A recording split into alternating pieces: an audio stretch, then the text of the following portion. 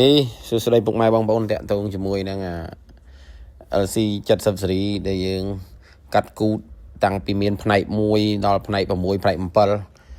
ឥឡូវគេហៅថាផ្នែកកាត់គូតហ្នឹងក៏វា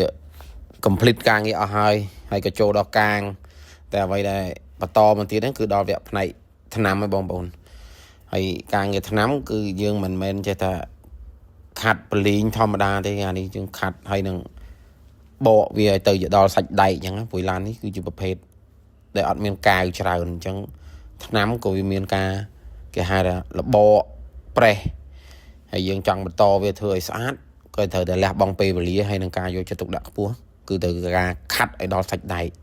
ហើយបើយើងឡើងទំនាប់ឡើងពណ៌វាទៅតាមនីតិវិធីការងារបច្ចេកទេសថ្នាំហើយរាល់ការបៀកក៏វាបៀកស្ដើងអញ្ចឹង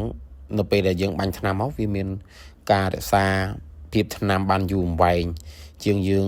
គេហៅថាបលីងលើកាវដែលវាមានស្រាប់ក្រាស់អញ្ចឹងអូខេបងប្អូនអរគុណ